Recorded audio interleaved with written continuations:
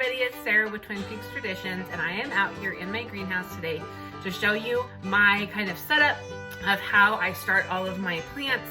I already have some planted. We're gonna start some together today, some additional ones that I wanna do. This is the first year that I have actually started plants out in this greenhouse. Previous to this, I've always started them in grow lights, inside in my dining room on a big table. But last year during COVID, I expanded my garden by about double. So this year, I definitely had to start more plants than I had before because I have more growing space.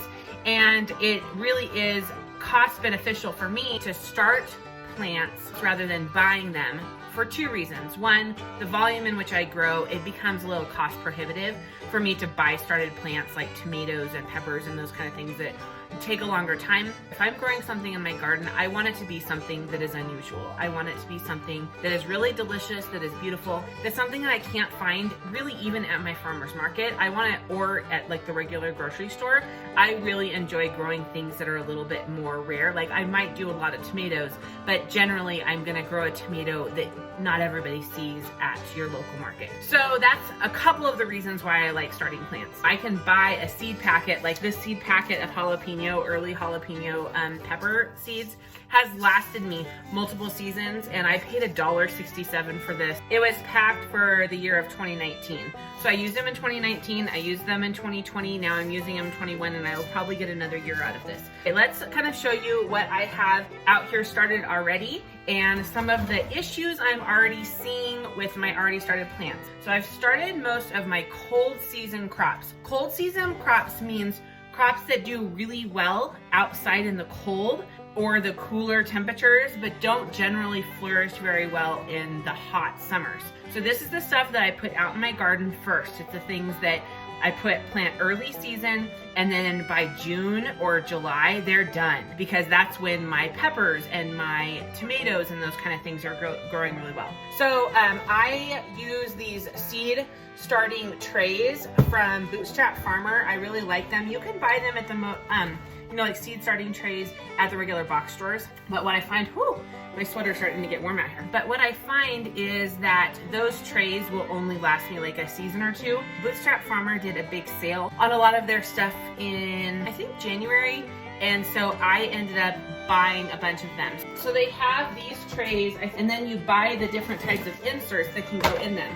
And they have different sizes that you can put in them. So I have some of the ones that you can put bigger plants in. I have some of them that are a lot smaller, like this one. The reasons I like them is, one, because they are really, really sturdy. So I know that I'm gonna get a lot of use out of them as long as I wash them and store them well and everything at the end of the season. They're thicker plastic. I mean, they are really, really, really sturdy. I think maybe it's Burpee that comes out with them or something like that. I've had those before. They last me one season, maybe two. They tend to crack. The other reason I really like using these kind of things is I can bottom water. When I go to water these, I don't water from the top. I water from the bottom. So I put water down into this tray. Then the water is just soaked up into the soil, and it doesn't disturb these seedlings that are just babies. They're babies, and so they need to be treated really, really carefully. We're gonna start a few plants together today. I have my onions, some of my onions started over here. I've got spinach.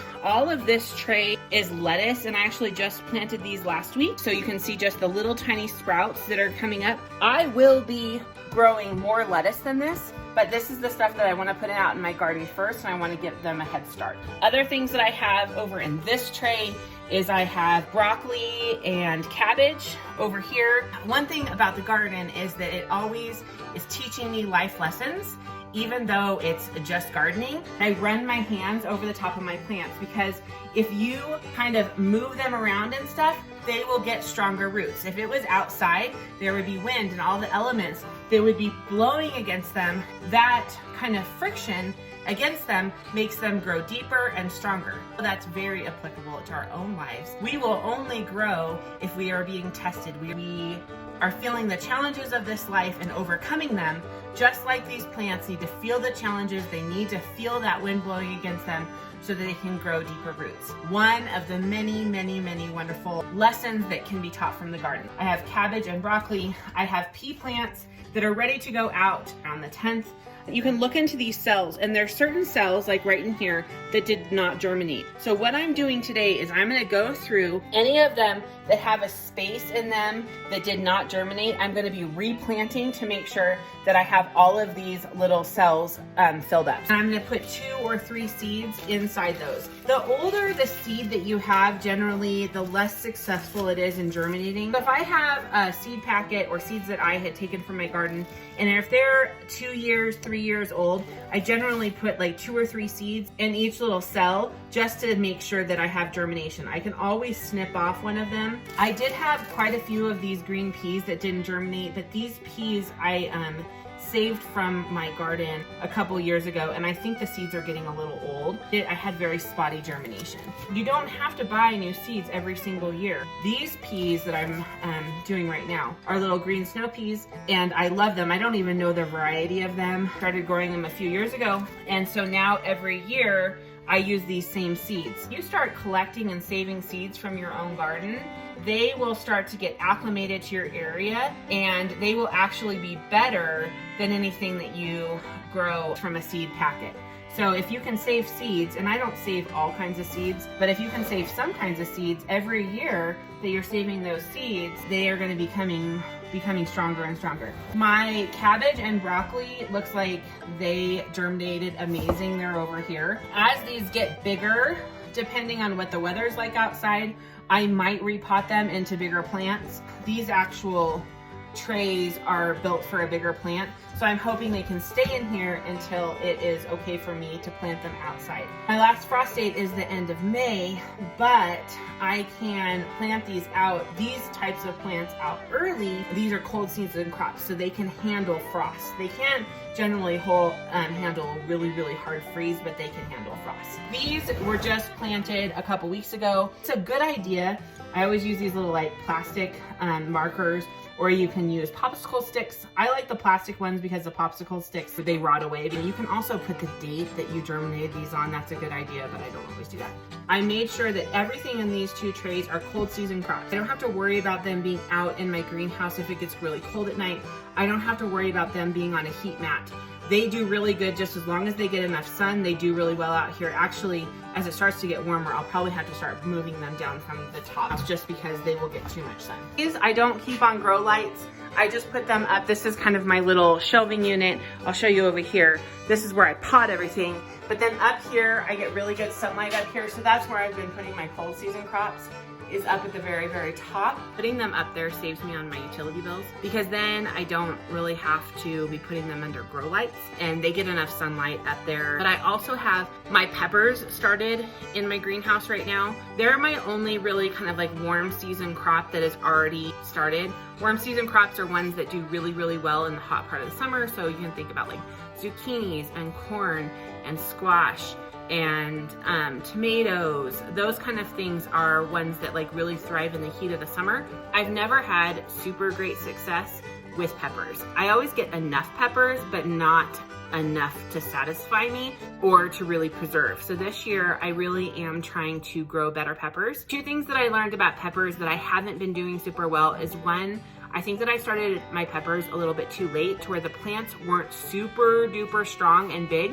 So I actually started my peppers back mid-February so that I can have bigger plants. Also started them on heat mats. And the third thing that I'm doing that is gonna help my peppers this year is I am not gonna plant them until I am well past my last frost date. So my last frost date is the end of May in this area.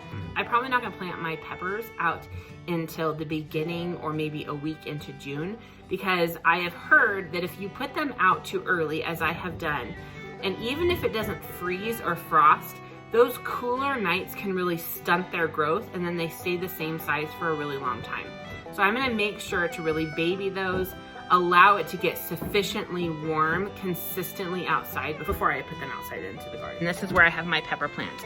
This is a seedling heating mat. Peppers, tomatoes, they really like having warmer temperatures. And so I actually have grow lights down here because they don't get enough sunlight even though they're in my greenhouse. And here are my pepper plants. So I keep my seed mat on all the time because right now it's still getting cold at night, and this provides them just enough warmth to keep going. But as you can see, like these are poblanos. I think that I probably, as I was planting, I forgot this entire row. So we're gonna go through and we're gonna plant these today. I did do poblanos here, but I must have just gotten busy and I didn't put any in this one. Also, Sugar Rush Peach. This is Sugar Rush Peach. This is Sugar Rush Peach, but this entire row did not germinate. I doubt that entire row just didn't germinate. I probably just missed it.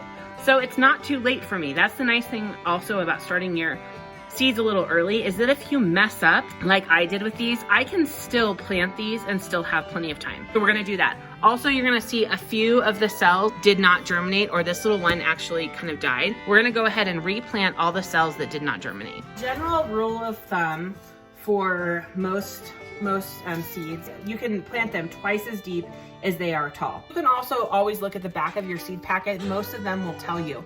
The depth, meaning how far you plant them down, is 1/4 inch.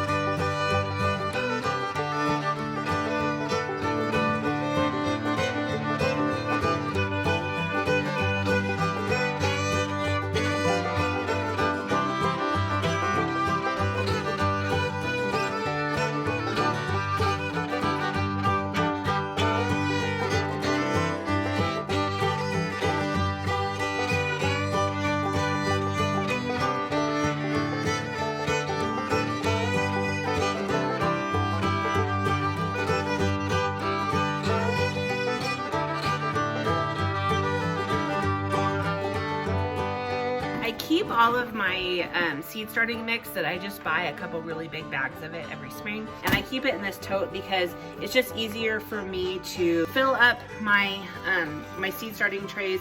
It's easier for me to get it wet when it needs to get wet. It tends to be easier to plant my stuff if the soil is just a little bit damp. You want to get it wet enough to where it sticks together and it's kind of like wrung out sponge. When I squeeze it, I'm not dripping water. You don't really want it sopping wet because it can actually rot your seeds.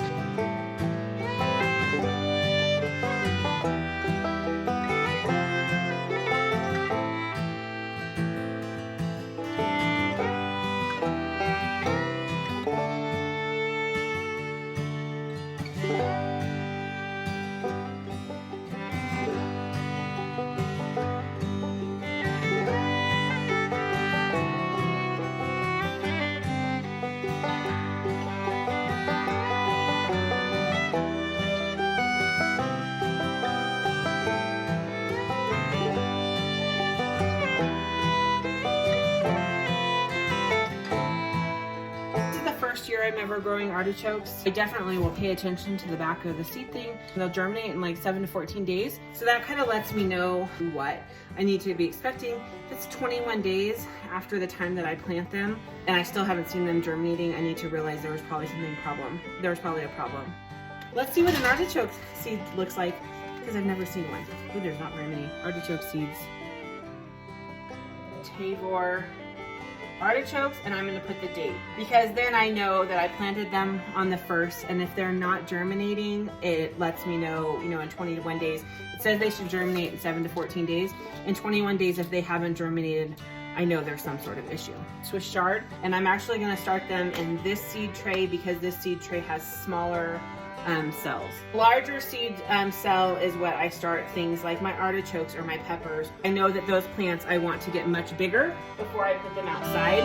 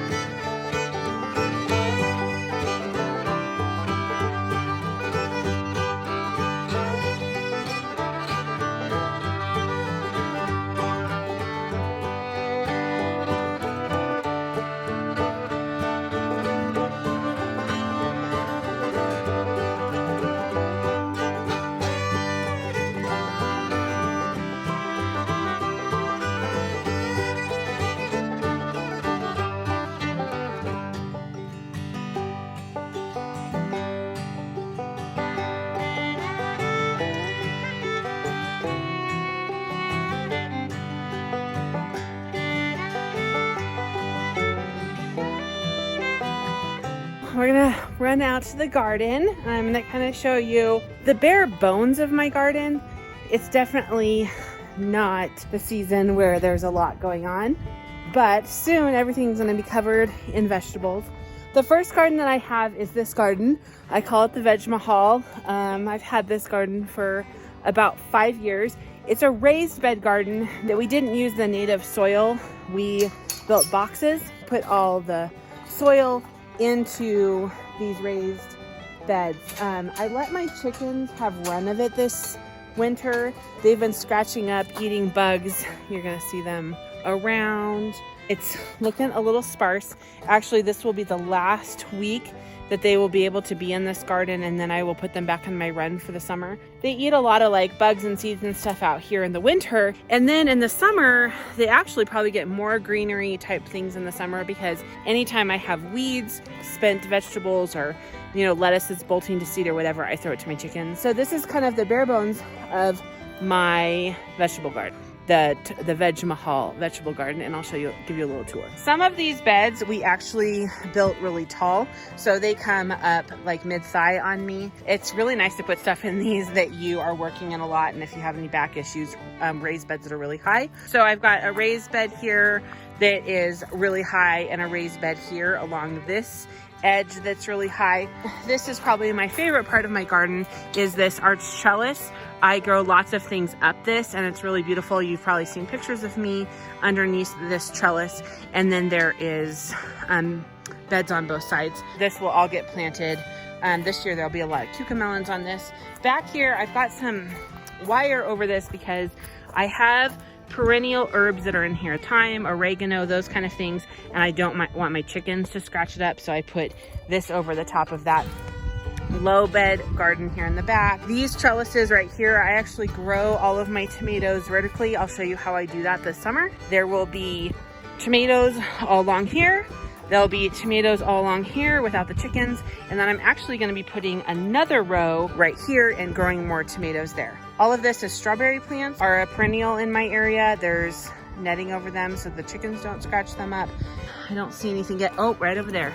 See that? There's some sign of life. Huge honeysuckle. Again, more beds. And the outer perimeter of this garden is surrounded by this tall fence, and I use that fence to let things grow up it. So we're gonna walk out of the Veg Mahal. And if you follow me on Instagram, which is just Twin Peaks Traditions on Instagram, I recently did a little story about my compost. I have 3 compost bins right here, and they're just very convenient because they're right between my 2 gardens. A bunch of little loves. Hi, buddy. How's my boy, huh? Hey, gone man. Hey. Hello. I know. This is Scott's garden. This is the one that we built last year, and I love this garden. So this is definitely my favorite garden. It is named after my dear husband. So this one is an in-ground garden, meaning we didn't build raised beds. We put the vegetables straight into the ground, and I've been amending it. Last year it didn't do great because I'm still putting nutrients into the soil. So I'm really hoping this year I have a much more successful year in this garden. But a lot of times in-ground gardens, especially if you're in an area like mine that doesn't have great soil, it takes a few years to kind of build those microorganisms and the nutrients and those kind of things in your soil. This garden, it has 1, 2, 3, 4, 5 of these about 3-foot wide beds. Then it has a narrow bed here along the edge of the fence, and also this small fence in the back along there. I can grow stuff as well. In the fall, I put a really thick layer of compost on it so that it would break down over the winter. And if you kind of look down into this, it's not just dirt, it's soil. And deep down under, if you dig down into it, it's rich and it's probably full of worms. My other garden, every single year, once a year, I add a thick layer of compost, and so the soil stays very nutrient rich and those kind of things. But in here, it's gonna take a few years of like very concentrated effort to make sure that I get really good soil in here. So again, there's bones to this, things for things to grow up on. I have another cattle panel here. I really like antiques and old things. This is actually the interior of my kid's crib mattress. I pulled all the plastic and everything off of it, and then I have things that grow up that. The world is your oyster when it comes to having structures. You can use lots of different things. Johanna and I built this out of some pallets last year. These are old bed frames that I found at a estate sale. I found this bed frame and that bed frame. This one is one from my grandpa's house. So, you know, just every time you see some sort of structure, big or small, you can add it to your garden and give your plants places to grow. This is a redwood pallet that I've had for a really long time. The redwood won't rot. But the structure of your garden, like that's stuff that you can do right now before the season's really starting. You can start gathering those things. You can start putting them out in your garden. So that is Scott's garden. So we have two gardens, both Scott's garden and then the Veg Mahal, where we put a lot of our stuff. I want to thank you for joining me today. I know that it was a lot of information, but it's some questions that I've had as to what my gardens look like. I really hope to be showing you how much they're going to change over the next few months. I would appreciate it if you would like and subscribe to this video. That helps our channel. Thanks again for joining me at Twin Peaks Traditions, where the modern family is getting back to our traditional roots. Until next time, bye.